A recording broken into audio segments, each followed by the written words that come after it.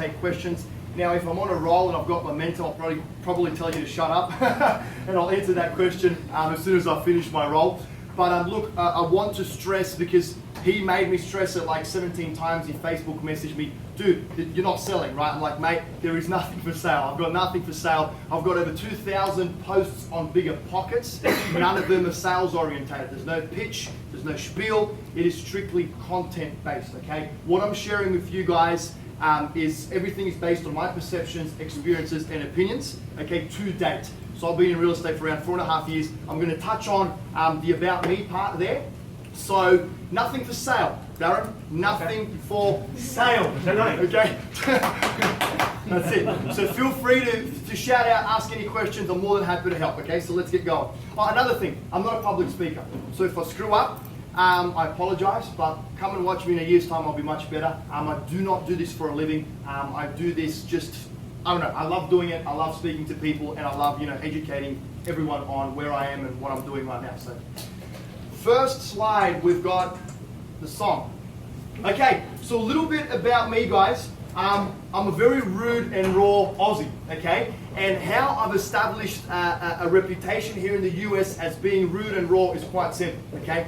If I see shit, and it looks like shit, and it smells like shit, I'll call it out and I'll say it is shit, okay? And people these days, they don't like to get called out on the shit that they do, okay? And unfortunately, there's a ton of people out there that are doing shit, and I just call them out on it, okay? So, thus, I've got the reputation of being very rude, very raw, very intense, very in your face, okay? I don't steal, I don't cheat, I don't lie. Please do a background check on me. Please hire a private detective to check me out too. You'll find nothing. So I'm squeaky clean, but I do tend to be very rude and raw, okay? So that's a disclaimer out there for everyone to start off with. Public speaker. So I have started speaking in public.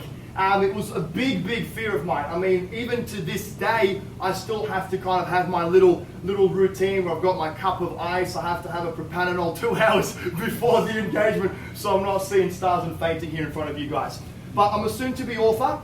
Okay, I'm writing a book which is called Telling Without Selling. Okay, and this book is pretty much all about how we have created what we have to this day. So how Ohio Cashflow started and how Ohio Cashflow as a company got to where it is today. Okay, I always like to say we have not sold one single property. We've had people beg us to buy them. Okay, and that book is going to be about that. How to create hype and buzz around your business, around your product, without being a sleazy second-hand car salesman. Okay. Quit school at the age of 14. I've got no formal education whatsoever. Okay, I type like this. My grammar sucks. My math is even worse. I mean, thank God for the calculator. I'll tell you that, because I'd be lost. Okay. I played professional soccer at the age of. Sorry. Favorite team? AC Milan. So I played professional soccer at the age of 18. Okay, I was very fortunate enough that my lifelong dream. I've been playing soccer ever since I was 5 years old, and my dreams came true at the age of 18. Where I signed a 6-month professional contract in Hong Kong. The team was called Wufu Taipo. Unfortunately, I don't have any soccer videos on there, but if you give me a soccer ball right now, I'll do a bit of juggling for you, maybe later on, okay?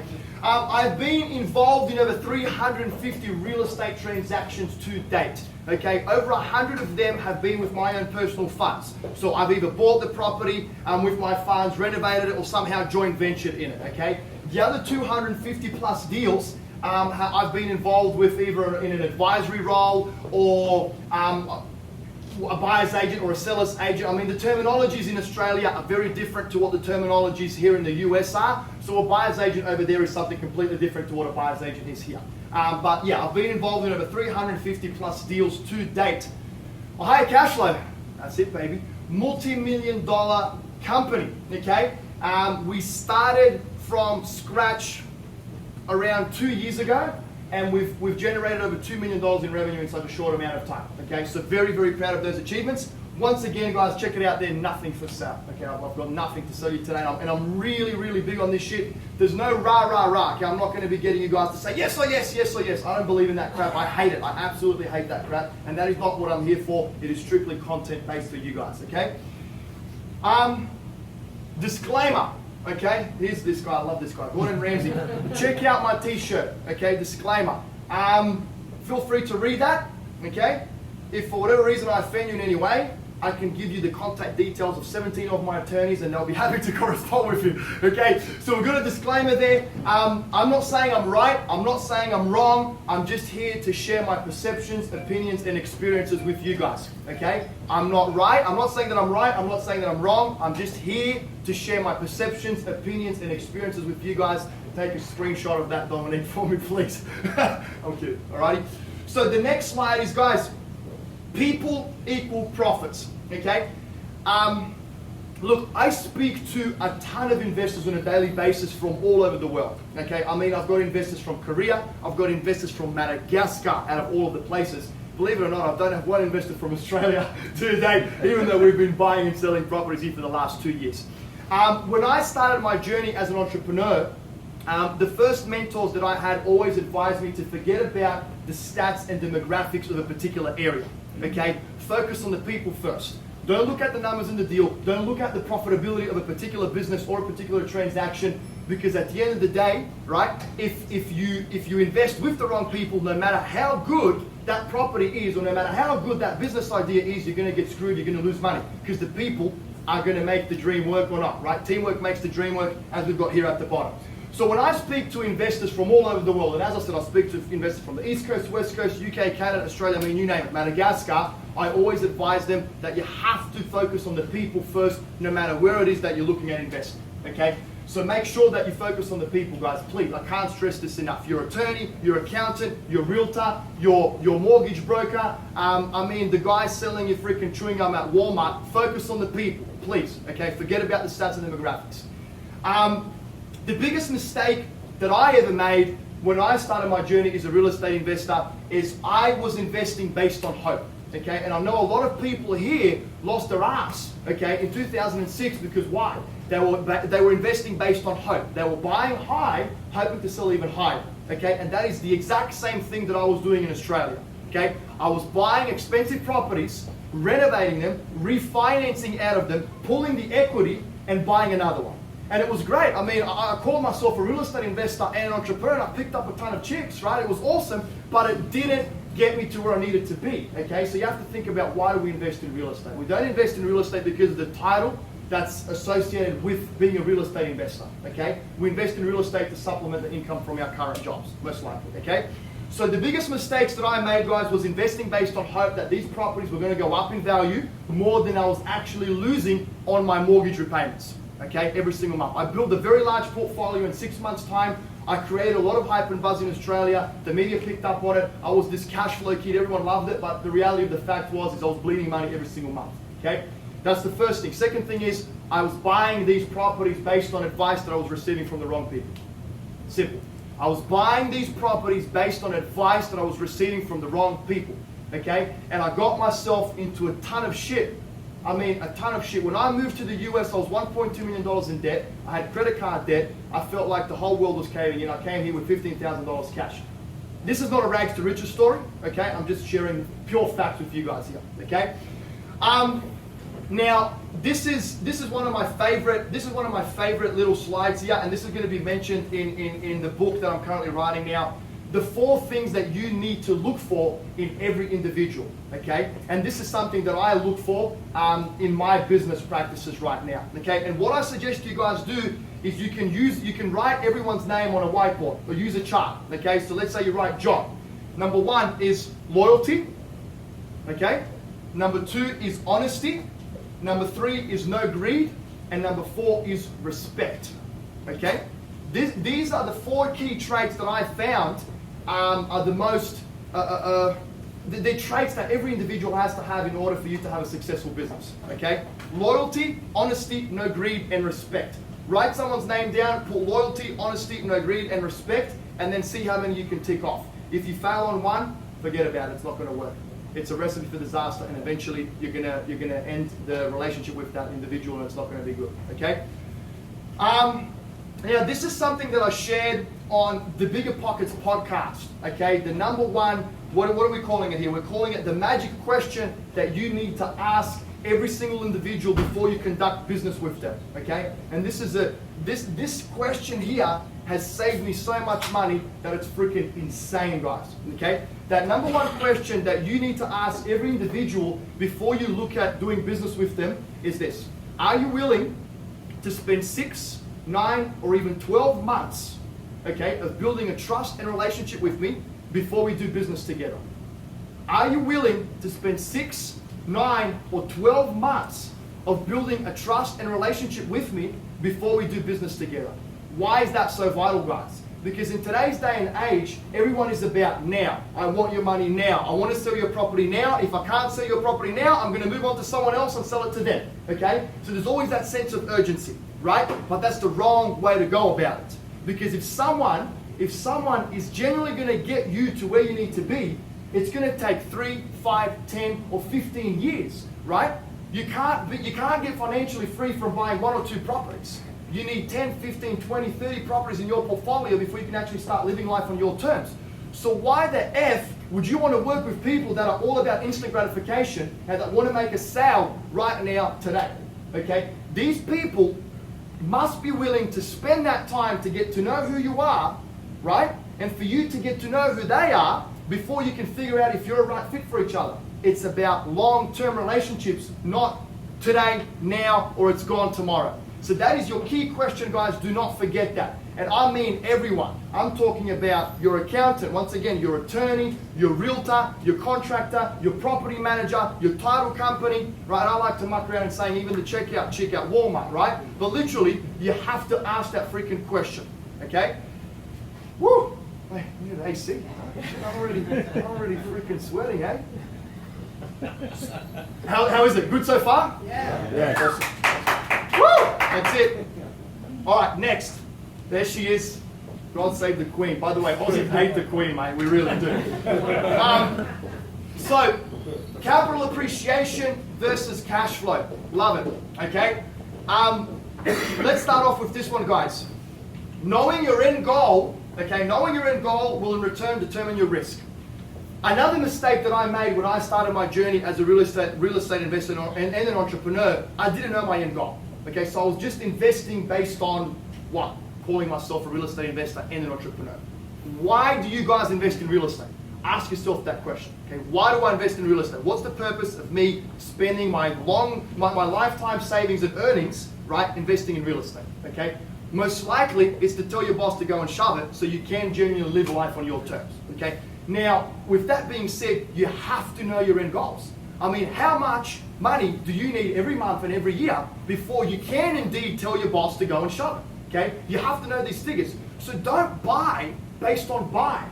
Don't buy based on adding more quantity to your portfolio just so you can say, oh yeah, you know, I've got 20 properties in my portfolio, how many do you have?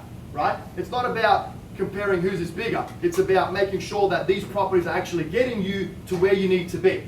Okay, so knowing your end goal will in return determine your risk. So when you know what your end goals are, and I'm just going to give you a hypothetical figure here. Let's say it's $100,000 a year in passive income that you need to be able to live life on your terms. Okay, so we've got that figure. Now we need to know how long until you need to achieve that figure. What is your time frame, guys? Okay, is it 1 year? Is it 5 years? Is it 10 years? The longer the time frame, okay, the lower risk investments you can make. The shorter the time frame, the higher risk investments you'll need to make. Common sense, right? If you want to achieve something in a quicker time, you've got to make quicker decisions. When you make quicker decisions, you do less due diligence, which in return is more riskier because you most likely make more mistakes than you would if you spend more time in actually doing your due diligence and getting to that end goal, okay? So that is the first slide. Now, this is another one that I really like too, is base decisions on the numbers in the deal, okay?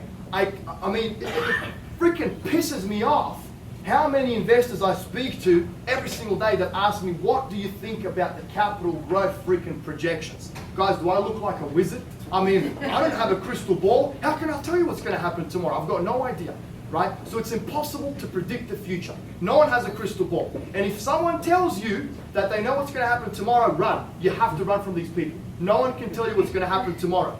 So base your investment decisions on the numbers as they are today. You know your purchase price, right? You know your expenses.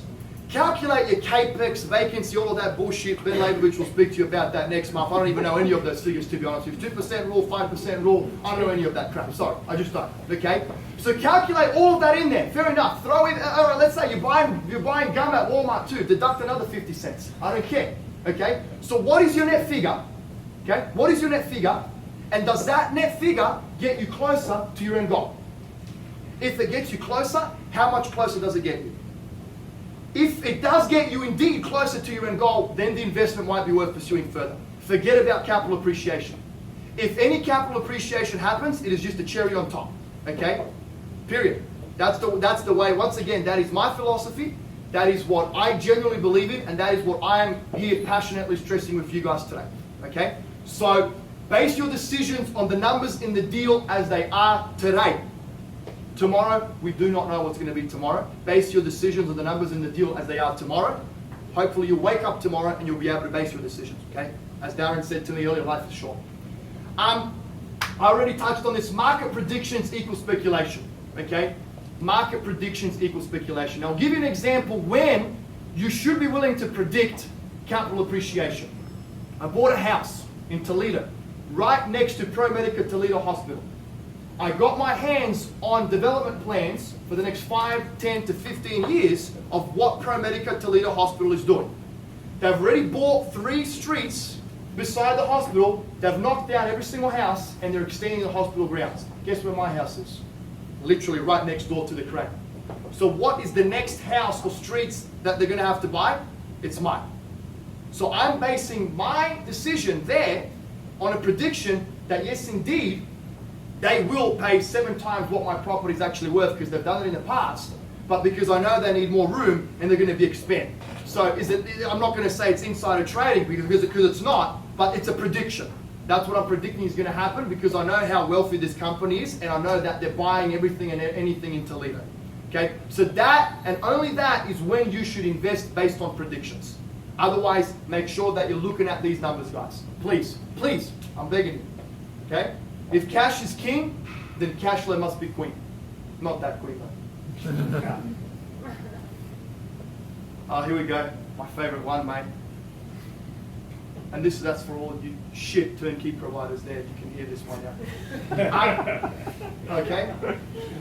So, the stigma surrounding turnkey real estate. Wow, did I lose my ass when I first started investing in the US real estate market. I bought in upstate New York. Okay? Bought 3 properties, D-class areas, paid back way more than what they were worth. I got passed on to a crap property management company that nickel and dimed me to death. Tenants moved out, got vandalized, lost over 100 grand in pure cash and at least $200,000+ in opportunity costs based on the actual deals that came my way that I could not buy because I was cash trapped on these bloody things. So absolute nightmare, guys. So I'm going to stress here with you guys the stigma that is surrounding turnkey real estate, and unfortunately it is very true.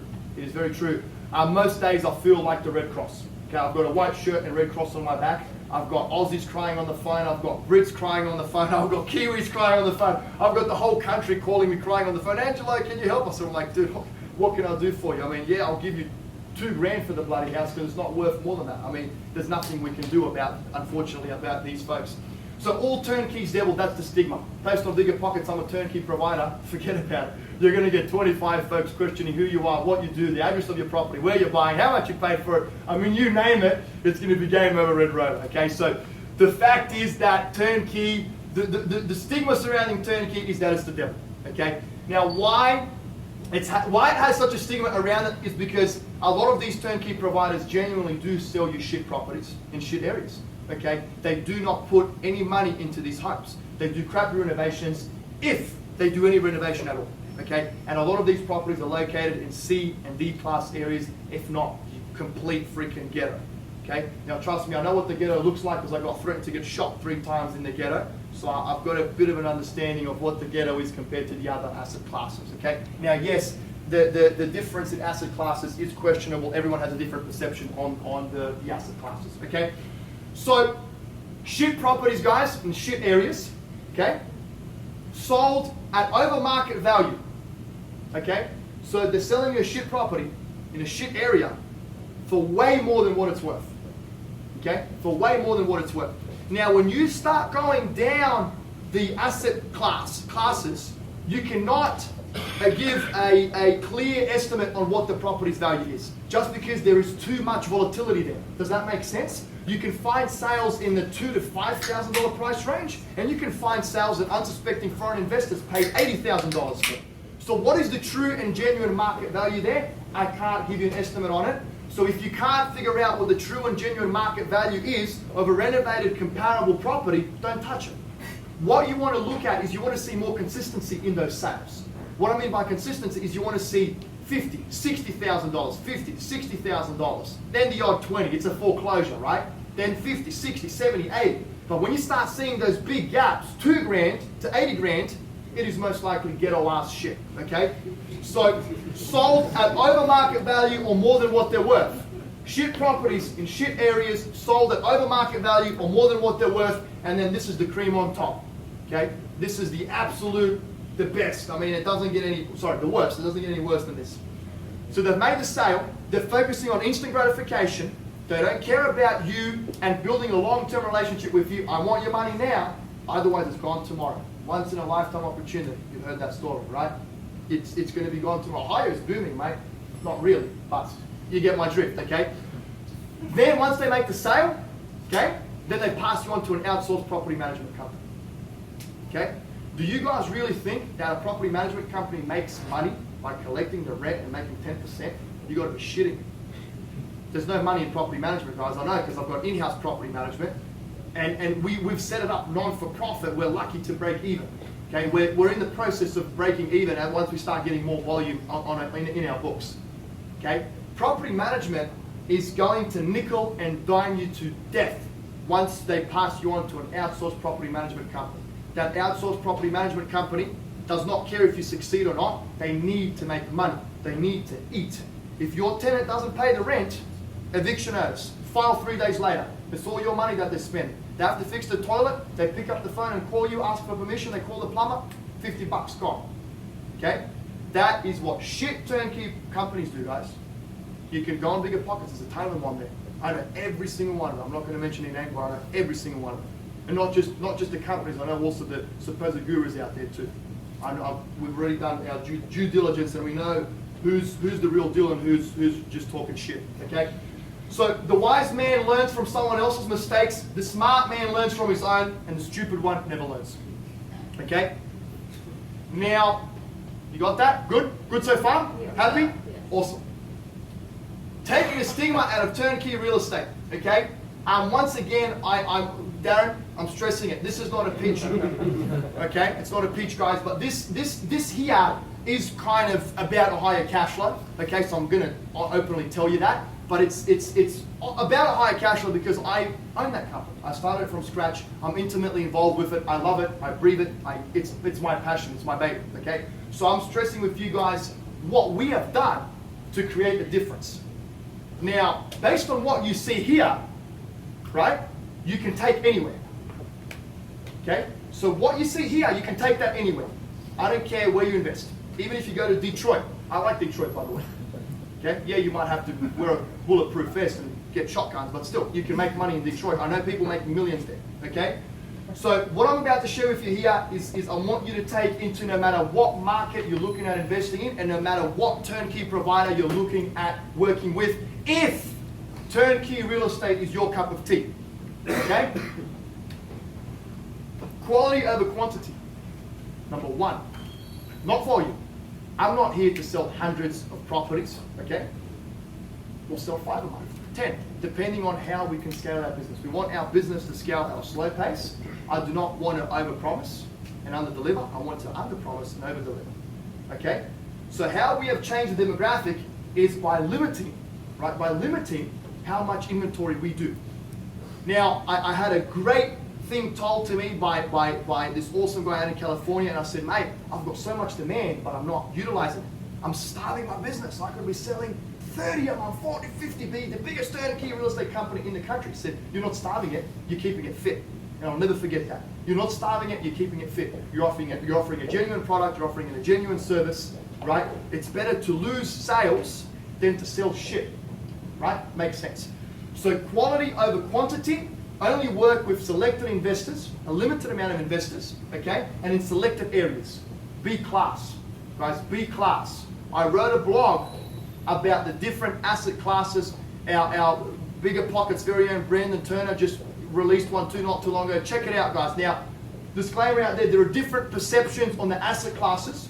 My perception of a B class area, right, is probably going to be Donald Trump's of a Z class.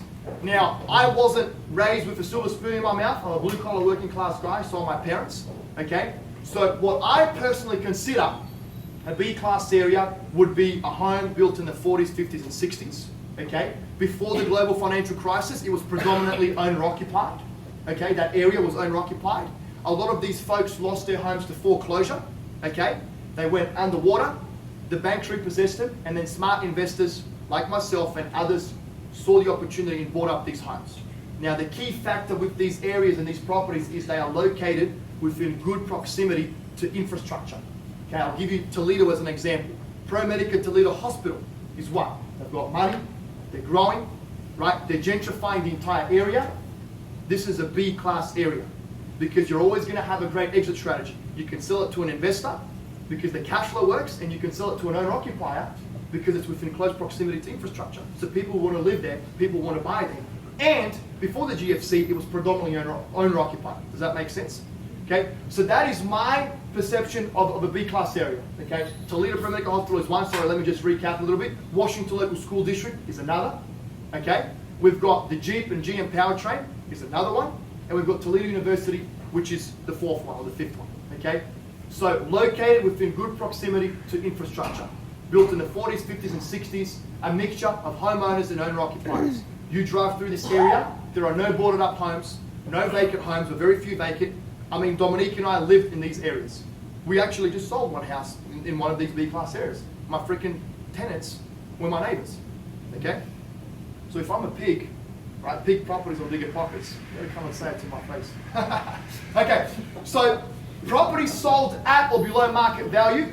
I'm proud to say that I do not know of any other turnkey company in the country that can pride themselves on saying that. Okay, and that is huge to me. That is huge to me.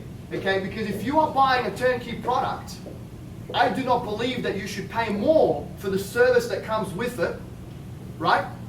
I don't believe in that. I think that if you are going to buy a turnkey product that is renovated and tenanted on your behalf, you should, in the worst case scenario, be paying market value for it. Okay?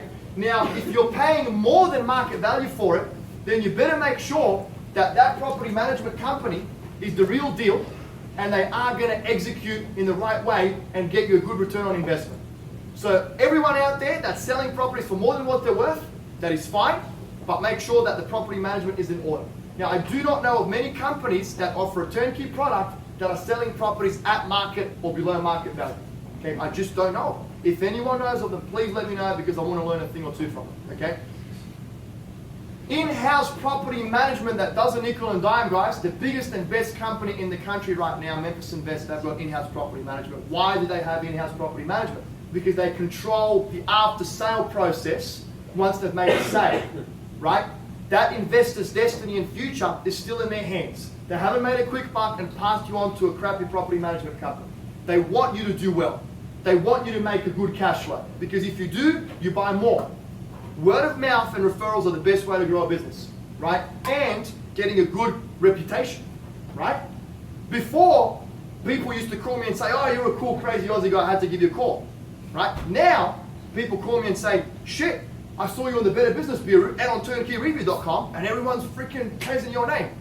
Great, love it, okay? So keep that in mind, guys. In-house property management that doesn't nickel and dime, or an established relationship with an outsourced property management company that gives you a special rate, not the standard stock rate that every other off-street investor gets, where they nickel and dime you to death because they have to eat grass. Don't blame them for it. They have to make money. So it's not in their interest to keep a tenant staying and paying. They want turnover because they get 1.5 months rent for every single time a property's turned over. Make sense? So that would be something with the property managers. You'd have to be really dealing with the high volume to be able to get to qualify for a rate discount or something. Do you have any, like? Not really, mate. I mean, you could have for example, we could have a relationship with a partnering property management company and we guarantee them a set amount of volume to come in every single month. So they have to look after my properties and my investors in a completely different way than they would look after anyone else, because I'm bringing them that volume. Once you start getting into 3, 4, 5, 6, 700, 1,000 plus properties in the management, you bet your ass that 10% makes you money. But a lot of property management companies do not have that much inventory in their books, right? So they have to eat, they have to survive. So they look at, they will pay your taxes and they'll charge you $20 just for clicking enter or sending you a statement. Does that make sense? It adds up.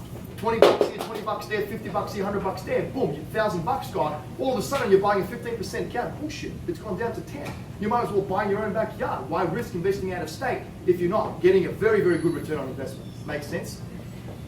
No pressure sales tactics and no gimmicks, okay?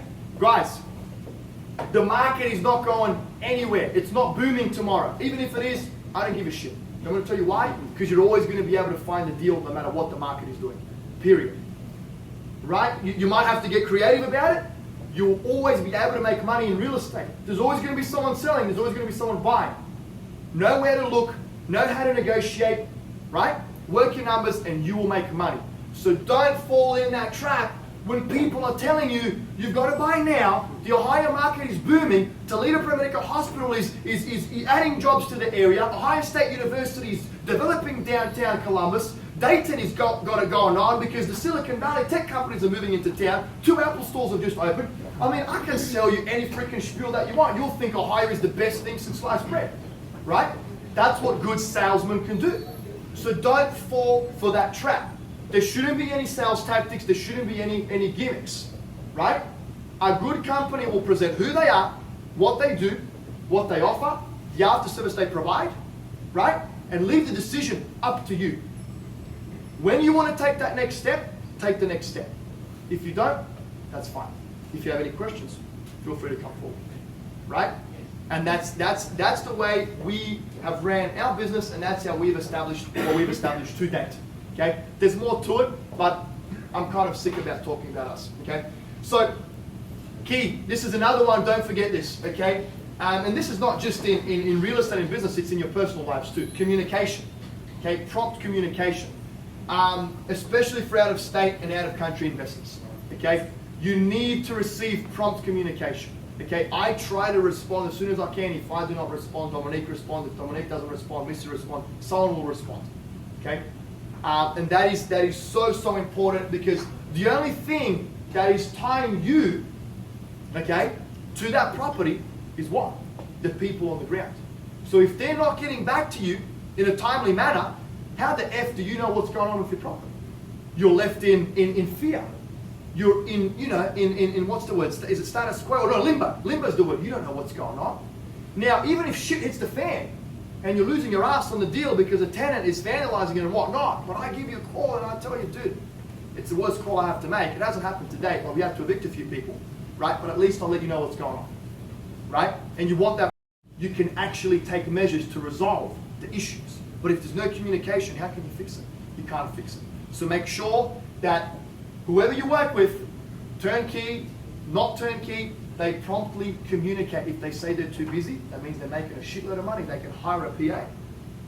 If that PA is too busy, hire another one. If that one's too busy, hire another one. Have someone just responding to your freaking emails and Facebook messages. That's what we're in the process of doing right now. I get hit up a ton on Facebook. Everyone wants something for nothing these days, right? So I'm just I'm copying and pasting generic emails. Oh, I would like it if you like me on Bigger Pockets and Facebook and shit like that, right? But we're actually going to get people to, really genuinely respond as best as they can, okay? All right, next one. Keep it mean by keeping it lean, okay? Less can be more. Okay, we do well, and we're not selling hundreds of thousands. We're going to get there, but we do really well by keeping it tight, keeping it exclusive, keeping it boutique, keeping it limited. Making sure that we buy well, making sure that we spend the right amount of money on rehab, selling them at a profit. Of course, we have to make money, but we're not screwing the investors in the process of selling these properties. Okay? And this is probably one of my favorite slides. And I don't have to be too passionate on this one. Okay, guys. The 2 most important days of your life are the day you were born and the day you found out why. Okay? The two most important days of your life are the day you were born and the day you found out why. You've probably heard it before. Okay? Now, the life-changing moment to me and in my life as a real estate investor and entrepreneur, okay, happened when I actually found my purpose and why in life. And it was at the lowest point of my life. Okay, and it was with Dom. We were in Kansas City. As I said, I had that $1.2 million in debt. I had the credit cards building up. I owed money to people. That's why I hate joint ventures and loan money or no money down strategies. I would rather lose my own money than anyone else's. Owed money to people. My grandma died. My mum got diagnosed with cancer. I broke my left wrist and I couldn't fix it for a year and a half. And Dominique and I were eating peanut butter for breakfast and drinking $1 gas station coffees to survive. And we had to save every penny just to pay for the rent. And I've actually got my bank account statement in my wallet, and it wasn't too long ago that we had like $24 in our account, right? It was 3.5 years ago, something like that. And the life-changing moment came to me when my grandma passed. I was on my knees for half an hour, bawling my eyes out, and something just clicked. And what clicked in me is I was very fortunate to find my purpose. How I found it, I don't know. I'm going to tell you how I believe that you can find yours, but I don't know how I find my purpose. But I do know what I did find that day, and I was at the lowest point of my life, and I knew I had nothing to lose. That's what clicked in me. I had nothing more to lose. I lost everything. The only thing that you can take away from me at that point was the freaking panties that I had on, and they were pretty cool. They were Calvin Klein's, okay? So, not bad, right? So I literally got up and I was in the office straight away, and we started. Phone calls, emails, cold calls, every freaking day, pounding the freaking phones and the emails, right? For 12 months we got nothing, and then we literally sold 22 properties in 2 months, gave us the starting capital to cover a bit of debt and whatnot, moved to Ohio, started Ohio Cashflow, and here we are today, okay? So this is the most important thing, guys, is to find your purpose and why in life. You have to find your purpose. Why do you get out of bed every single morning? Why do you do what you do? Right? Why? And I always like to say, if you do not have a purpose and if you do not have a why in life, you're like an injured horse that breaks its leg. What do they do to injured horses? They put them down. So you have to know why you live. You have to know it. And if you do not know it, find it. How? I don't know. I don't know. I'm sorry. I really don't. But I'll tell you this. No matter where you are, no matter what you're doing, no matter what point in your life you are, right, you have to keep pushing forward. Now, my philosophy behind how you too can find your purpose and why in life is based on talking to people. Okay? Talking to people every single day. They say that your network equals your net worth. So you guys coming to this event, I mean, it's fantastic. And I always like to tell everyone that I got to where I am today by asking questions of people who are where I wanted to be. Okay? That is the number one way of how I got to where I am today, by asking questions of people who are where I wanted to be. So talk to people about their past. Talk to people about what they're doing now. Talk to people about where they're going. Talk to people about what drives them, what motivates them. Why do they do what they do every single day? Where are they going? What is your purpose? What is your why? Why do you get out of bed? How do you not click snooze on your alarm? I don't. When my alarm goes off, it's like a bee stung my ass. I'm out of bed and poof, I'm in the office. Okay? So I'm very proud to say, guys, that first of all, that is how I believe you too can find your purpose and why in life. I believe that you will get inspired by what someone has to say. You will find yourself in a moment or a situation that they have been, and it might spark a moment of inspiration in you, which would put you on the right track. It will just give you something that you didn't have before. Okay? Mine came when my grandma died, and all of the other shit that was already building up for years, for months, if not years before. Okay? So that is how I believe that you guys can also find your purpose and why in life. Okay? I'm very proud to say that my purpose, my why in life is not about me. Okay? And I think that I'm touching on that here. My purpose and why in life is not about me. It's not about money. So your purpose cannot be about you, and it cannot be about money. You will not last. And why you will not last is because if your purpose is about you and it is about money, why do you hit snooze? Right? When your purpose is bigger and greater than yourself, there is no snooze. There is no hunger. There is no toilet break. There is no fear. Guys, I am fucking Superman. Excuse my rawness there. I am. I feel no fear. I feel no pain. I feel no hunger. And that is literally destroying me. I had a great chat with Darren. I go 100 miles an hour because I don't feel it. Right? I do it for Dom. I do it for my mum. I do it for family. I do it for friends. I do it for everyone and anyone that's associated with Ohio Cashflow. That's what drives me. That's what pushes me. Not money and not myself. Yeah, you bet your ass I love to see myself on a front cover of a magazine. I'll show you that later. It's great. But that's my ego speaking there, right? I have a complex. I never succeeded to a certain level as a professional soccer player that I hoped for. So now seeing myself in the media is really cool for me. I like it, right? I'm happy to stress that to you guys today. Okay? So that is my little spiel for you guys about finding your purpose and finding your why in life. It can't be about money. It can't be about yourself. It has to be bigger and greater than money. And what I think the biggest drivers and motivators to finding your purpose and why in life are genuinely your family. Okay, it's your blood. And if it's not your blood, then it's a bigger and better cause. Okay? Not necessarily Trump Towers, but Trump Hospital. Rumora Hospital, right? That's your legacy. When everything is said and done, you can't take jack shit with you, right? You're 6 feet under, right? You can't take anything with you. So leave something behind that's going to last forever. That's going to be bigger and greater than you, okay? And that is kind of my philosophy on that, guys, okay? That's how I found myself, and my purpose and why in life right now is my loved ones, as I said. But after that, after we're set, we're going to be set in 3 to 5 years. We're not going to need more than what we're going to have. Then it's about leaving a legacy. It's about something bigger and better. Once we're all gone, this is going to stay forever, and it's going to help other people. I don't care if you think it sounds corny. I really don't give a shit, but that is what is truly in my heart, and I believe in it, and that's what I'm here to do. That is why I'm on this planet, okay? Now, you guys are going to buy my course? Okay. My ending questions for you today are, okay? What are you doing right now to get you a step closer to where you need to be? What are you doing right now? You guys are here. Great. What are you going to do as soon as you get out of that door? What are you doing right now to get you a step closer to where you need to be? Where are you going? Why are you going there? What are your end goals?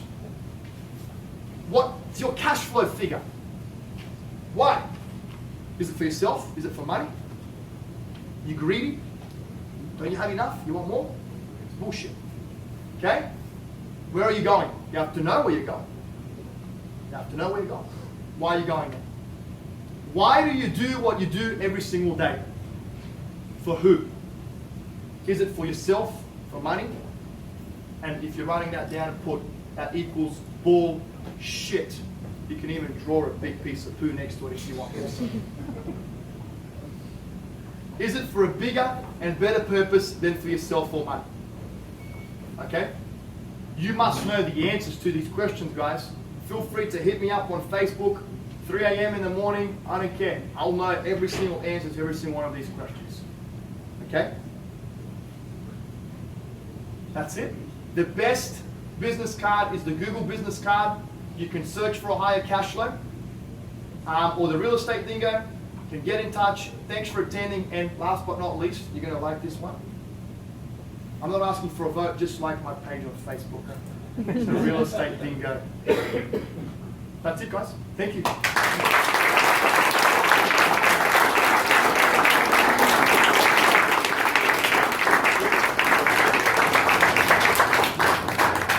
Thank you, Engelo, really for coming. He came here by his own means to speak with you tonight. So Angelo's right. You got to understand your why. Why did you come tonight? You can get a lot out of these events. You need to network with other people. You need to get out there and talk and make it happen. Otherwise, you're just here wasting your time. I want to thank everyone really for coming. I want to thank Matt. Matt, where are you? FundThatFlip.com. Oh, that's Matt Faircloth. Thank you, Matt, for coming up from Trenton. But looking for Matt Rodak. Where's Matt Rodak? From FundThatFlip.com. If it wasn't for him, we really wouldn't be having these events. Thank you for everyone that helped. Chris Daliani, appreciate you working the front there tonight and helping us out on the project that we're working out in Sterling, New Jersey. Really, thank you so much for that. there's a lot of good things going on with a lot of great people here. Go out there, make it happen. If you have any questions, we still got time. We have to be out here by 9 o'clock. What time is it right now? 8. Still got an hour to network. You got a lot of people here. Talk to 5 people that you have never met before, and go out there and make it happen. We're going to have a great next year with these events. Jay Scott has already committed to coming back again. Brandon Turner is going to be coming back, I'm sure. Ben Leboyevich, which Engelo mentioned as well. We got a lot of good people from Bigger Pockets going to come for over the next year. So hopefully we're going to see you at an event in the future. And enjoy some more wine and whatever food is left. And again, thank you so much for coming. And go network. All right? Thanks, guys.